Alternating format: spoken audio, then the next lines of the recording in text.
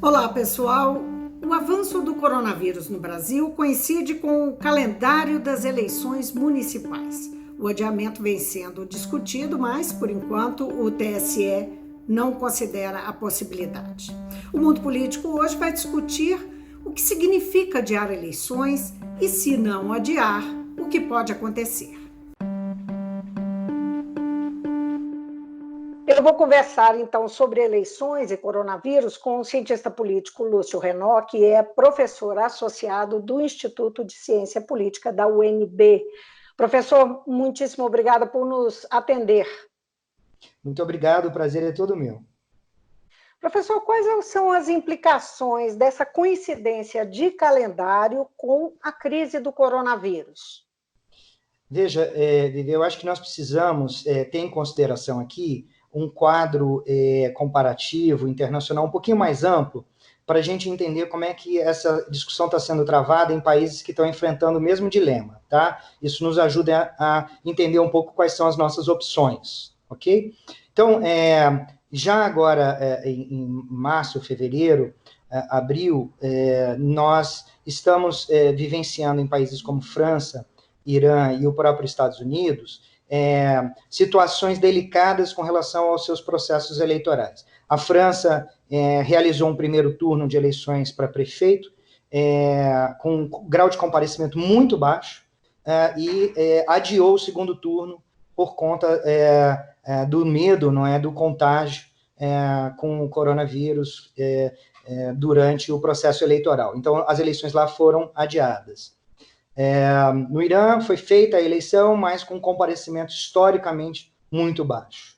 E nos Estados Unidos, que aí sim é o caso mais grave, vamos colocar assim, porque as eleições da França são municipais para apenas alguns municípios, então não afetam tanto a ordem política nacional, assim como também no Irã, embora sejam eleições nacionais, elas têm um impacto e uma visibilidade menor mundialmente do que o caso norte-americano, em que nós já tivemos o adiamento de várias das primárias, né, que são as eleições dentro de cada partido para a seleção dos candidatos, então isso já está atrasado, o que provavelmente vai atrasar as convenções dos partidos previstas para julho. E aí nós não sabemos ainda as implicações disso para o processo, para o dia da eleição, no final do ano, lá nos Estados Unidos, e como isso afeta o mandato do principal mandatário de uma das democracias mais ricas e importantes do mundo. Então, tudo lá está no mundo inteiro, né? No mundo inteiro. No mundo inteiro, e que abre prerrogativas para serem exploradas no mundo inteiro, não é? Então, você tem ali um cenário muito grave, e a comunidade, tanto de especialistas nos Estados Unidos, quanto da população, da cidadania como um todo, está muito preocupada com isso, e se mobilizando para pedir sinalizações de quais são as alternativas viáveis dentro do cenário norte-americano para se tratar, para se lidar desse problema tão grave, que é o que eu entendo que nós precisamos fazer no Brasil com urgência. E aí eu chego, não é, à sua pergunta, eu chego ao caso brasileiro, que é o das nossas eleições municipais.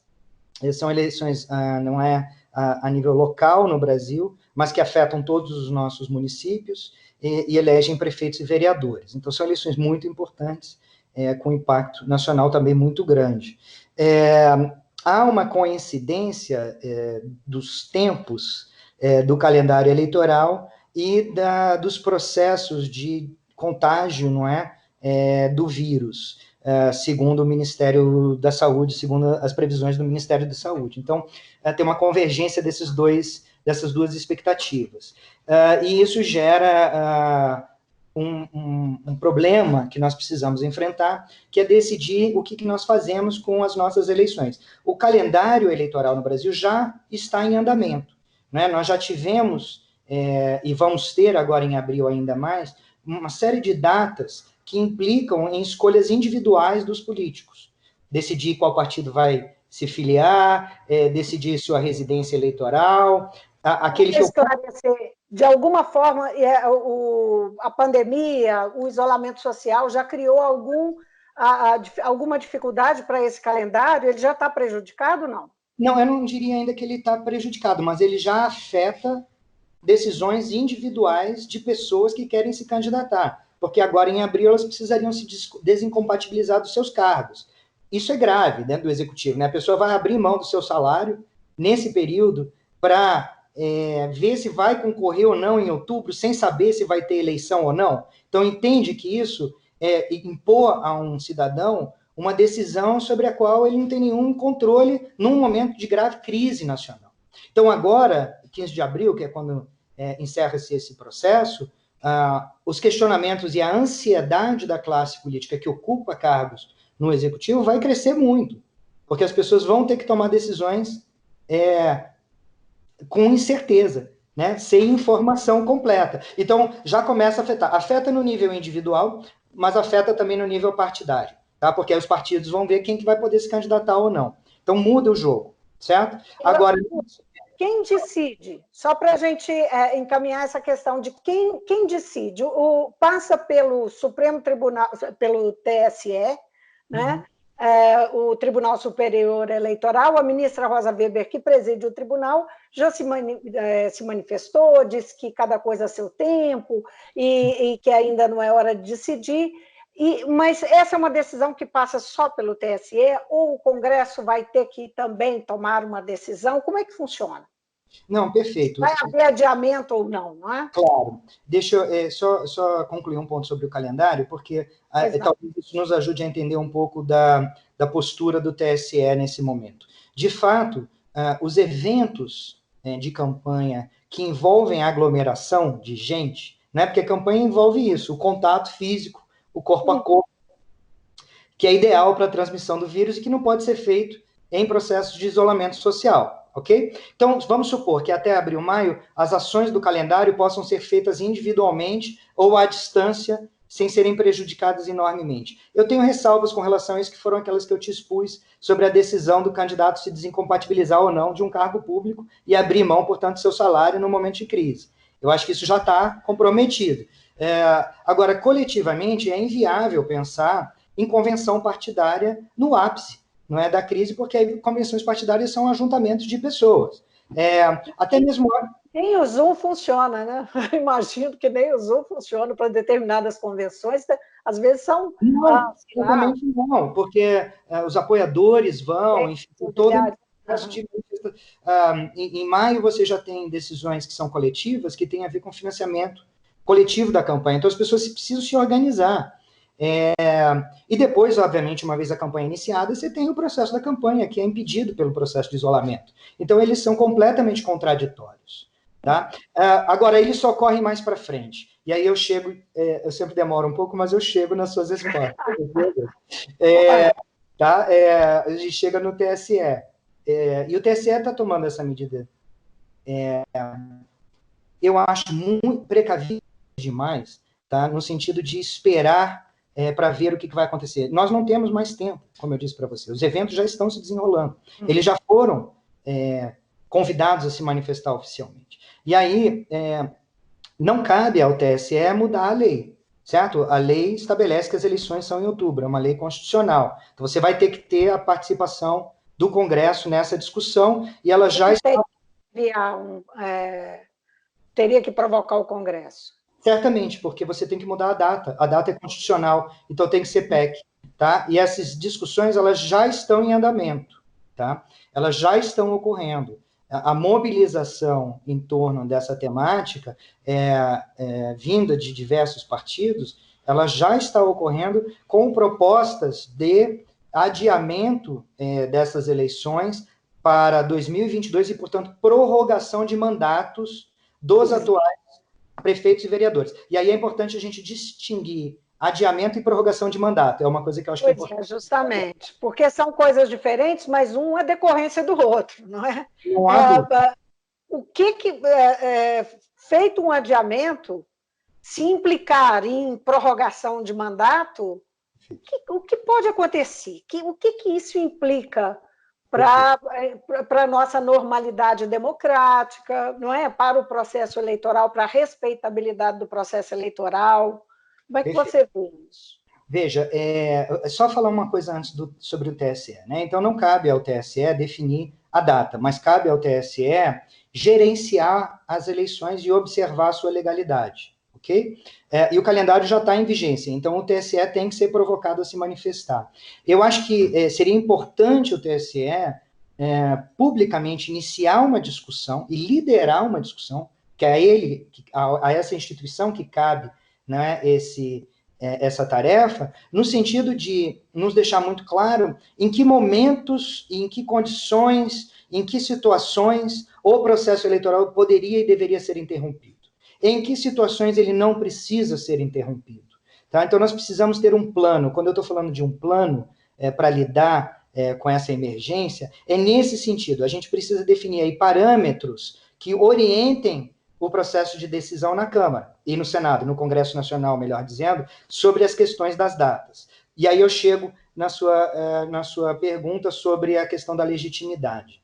Veja, a prorrogação de mandatos é algo muito delicado no processo democrático, tá?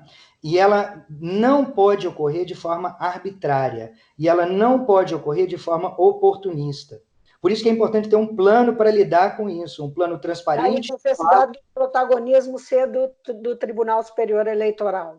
Que seja em parceria, tá, com o Ministério da Saúde, que seja em parceria com a Câmara, mas esses órgãos precisam se juntar e seriamente discutir como lidar com essa questão da prorrogação, do adiamento da eleição, que me parece ser uma proposta muito mais razoável. Adia a eleição até dezembro, faz um processo, talvez, de estágios. Em não sendo viável em dezembro, prorroga-se um período, e aí pensa-se como é que vai fazer, adia-se por mais um período e pensa como é que vai ser a prorrogação dos mandatos. Mas você tem tantas soluções antes de prorrogar os mandatos por mais 2 anos, que é o que está sendo proposto hoje, e já há algum tempo, né? E aí é que eu estava falando do oportunismo de certos representantes eleitos, não é? Que estão se usando desse momento de crise para tentar avançar uma agenda que eles já defendem há muito tempo, que é de uniformização, vamos chamar assim, das nossas eleições, de transformar todas as nossas eleições em casadas. O que eu acho também uma decisão ruim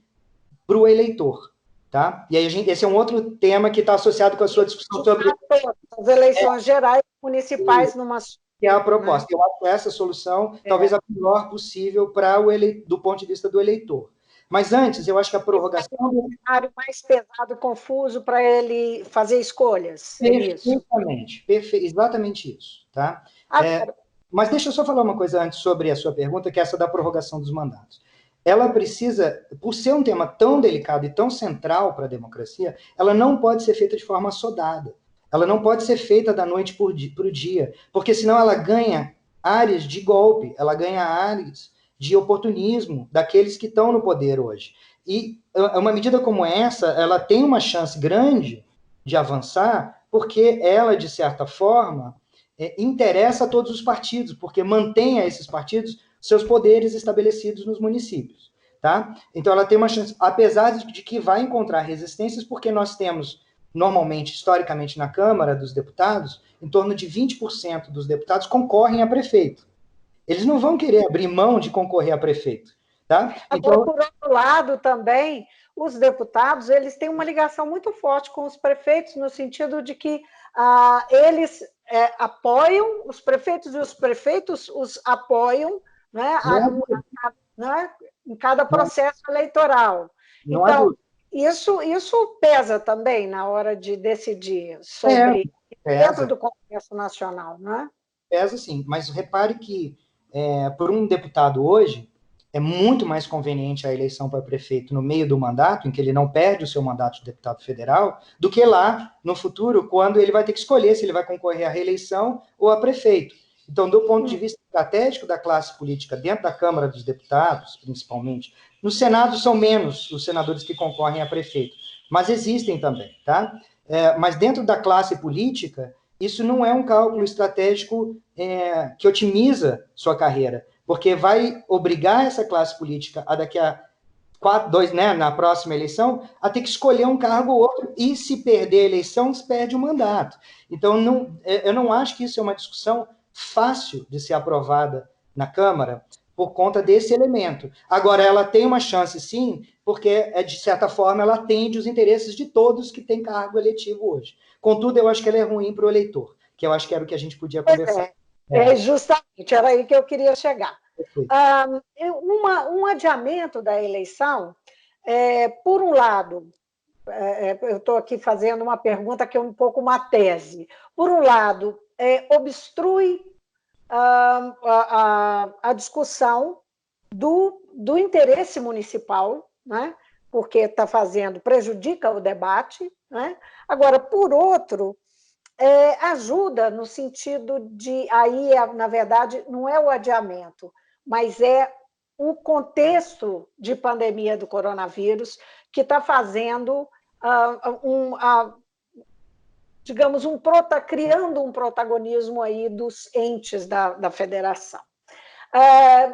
Eu queria que você pesasse um pouco, avaliasse um pouco esses dois lados, a questão do interesse municipal, a discussão do interesse municipal obstruído, e, por outro lado, a emergência dos municípios, dos estados também, por conta das providências, né, da necessidade do isolamento social e das providências frente à pandemia. Perfeito.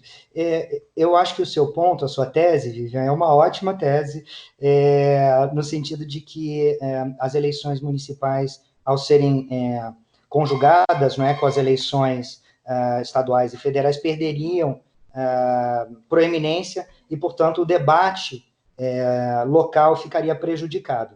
Esse é um ponto que eu concordo inteiramente, e eu queria acrescentar outro, tá, do ponto de vista aí do eleitor e da carga informacional que o eleitor teria que lidar no processo eleitoral de escolha dos seus representantes. E aí eu quero falar da complexidade do ambiente eleitoral no Brasil um pouquinho, que aí é uma tese que eu defendo nos meus trabalhos, tá? O que você tem no Brasil é um contexto eleitoral extremamente complexo. Você tem muitos partidos, você tem muitos candidatos, né? Os partidos e as coligações podem nomear um número enorme de candidatos nos processos eleitorais, e você tem eleições para muitos cargos ao mesmo tempo, certo? Então, nas eleições gerais, hoje, você vota para deputado, estadual e federal, governador, presidente, senador, 5, 6 cargos num processo eleitoral. Para o eleitor, é muito difícil gerenciar essa quantidade de informação. É muito difícil para o eleitor saber tudo que está acontecendo na política, ou até menos do que isso, saber o que está acontecendo na política no seu ambiente ali de disputa local, tá? Que envolve, né, o deputado federal daquela região, o estadual daquela região. As pessoas vão usando filtros para irem aprendendo a mapear melhor o sistema político e diminuírem essa carga informacional a que são expostos. Essa carga informacional prejudica o voto, tá? Porque é um voto com menos informação. É um voto com menos capacidade de raciocínio sobre esse voto, tá? Então, se você aumenta ainda mais o número de cargos, aumenta ainda mais os temas que são tratados nesse processo eleitoral, você torna ainda mais confuso esse processo eleitoral para o eleitor, e, de certa forma, para o político, isso é bem-vindo, porque é um político que quer esconder coisas, não é? Um candidato que quer esconder coisas, é muito mais fácil ele esconder coisas num ambiente complexo como o nosso, do que num ambiente mais simples, onde são só 2 candidatos competindo. É difícil, sem foco, né? Aquela coisa sem foco, né? As escolhas ficam sem foco. E aí as escolhas são retardadas, né? As pessoas escolhem de última hora, escolhem baseadas em quem um amigo, o pai, sei lá o que indica, e sem, na verdade, uma prospecção um pouquinho mais funda, e eu não estou pedindo aqui conhecimento enciclopédico sobre todos os candidatos, mas um pouquinho mais de informação sobre esses candidatos. Então, eleições com muitos candidatos, com muitos cargos em disputa, elas tornam o ambiente mais complexo e mais difícil do eleitor responsabilizar o seu representante pelo seu papel, tá, de político. Para o político, isso é conveniente. Então, isso é uma coisa para a democracia que eu acho ruim. Tá? Aí, do outro lado, né, o ponto positivo, um ponto positivo que nós precisaríamos considerar, ou necessário, sobre o adiamento das eleições e possível prorrogação, que é esse, de como é que você conduz uma eleição num momento tão grave como esse, em que você na verdade, não pode permitir aglomeração, não pode permitir que a pessoa vá lá votar, porque você vai expor também essa pessoa e os mesários que estão lá trabalhando a risco. Então, como lidar com isso? A única defesa que eu tenho visto claramente exposta para a prorrogação dos mandatos né, com o adiamento da eleição, é a economia que isso ia gerar hoje nos municípios. Tá? Na verdade, não nos municípios, a economia que isso ia gerar nacionalmente. Ok? Por quê? Porque você podia talvez pegar o fundo eleitoral, não fazer essa eleição agora, e gastar esse fundo eleitoral inteiramente no combate à Covid, por exemplo. Tá? Esse é um argumento. E o próprio custo para o erário público da condução da eleição é alto. Né? Então, você ter todas as eleições juntas num mesmo período, possivelmente economizaria dinheiro público, em vez de tê-la a cada 2 anos. Fez uma manifestação, o presidente da Câmara fez uma manifestação, digamos, simpática a essa ideia, não rechaçou a ideia da liberação do fundo eleitoral, né, para isso. E aí ele, obviamente, teria que ser liberado se não houvesse eleição. Né? Então, esse é o argumento que está sendo usado. De novo, eu acho que, tendo em vista os riscos que a gente colocou aqui, né, da prorrogação para o regime, para a credibilidade do regime e depois para a capacidade do eleitor, eu acho que isso é uma economia barata.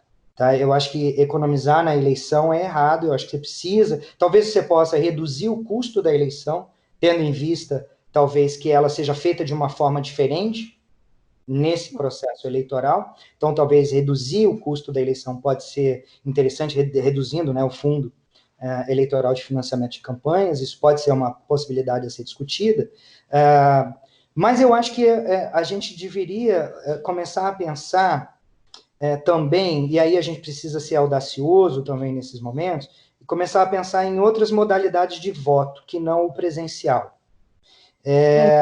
Eu acho que nós já temos em vários países do mundo experiências de voto pela internet, de voto eletrônico e de voto pelo correio. Só fazer uma observação.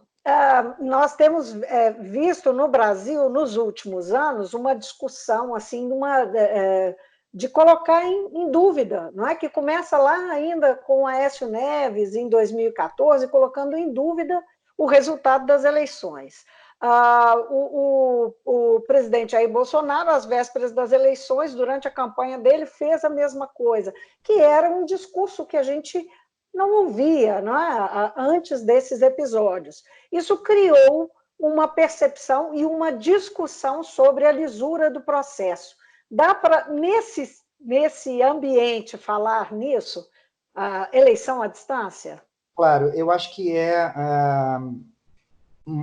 existem desconfianças crescentes com relação aos processos eleitorais na América Latina, não só no Brasil.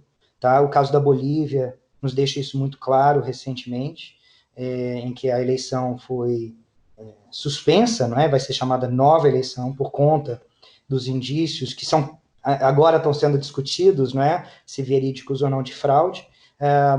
E aí, no Brasil, isso ganhou, como você bem disse, muito momento, né? muito fôlego, dados os questionamentos sobre, aqui no nosso caso, a contagem dos votos. Tá? Eu acho que você pode... A gente sabe que não houve nenhuma evidência, em nenhum caso, nem outro, de que isso poderia ter sido questionado, não é? Eu estou aqui levantando a percepção... É muito válido. Eu vou chegar nesse teu ponto, porque isso afeta, sim, todo o debate sobre voto eletrônico e voto à distância. Tá? Eu não estou dizendo que é fácil adotar isso, não. Tem muitos desafios para se adotar, mas eu acho que a gente pode começar a pensar nisso mais seriamente, e aí eu vou desenvolver um pouquinho mais essa ideia daqui a pouco. Antes, eu quero falar desse seu ponto, que é esse questionamento sobre a legitimidade das eleições. E o próprio Bolsonaro, agora, há 3 semanas, se eu não me engano, falou que tinha evidências, né, de que ele tinha ganho no primeiro turno. E que essas evidências jamais foram apresentadas. Enfim, eu não vou discutir o mérito desse comentário do senhor presidente, mas entra, não é, no rol dessas acusações que eu acho que são levianas acerca do nosso processo de contagem de votos, que é extremamente moderno, extremamente atual. Essas são críticas, a princípio, ou melhor dizendo, são críticas de princípios sobre a contagem de voto. Não são críticas necessariamente com evidências empíricas de que há fraude. Isso nunca foi apresentado no caso brasileiro. O que se questiona a gente não tem como fazer a recontagem se a gente precisar. Tá? Eu acho que essa é a crítica principal desse sistema. Eu acho que se essa for a crítica e se a gente tiver que fazer concessões para aumentar a legitimidade do processo democrático, talvez a gente possa pensar em mecanismos que permitam a recontagem mais facilmente. Embora recontagens nunca vão resolver o problema, porque cria um processo de regressão eterna, né, de que sempre vão questionar a recontagem, e você chega no caso absurdo dos Estados Unidos, em que as pessoas ficavam subjetivamente avaliando, nas eleições do Bush e do Gore, se aquela urna, se aquela cédula eleitoral tinha sido perfurada ou não pela máquina.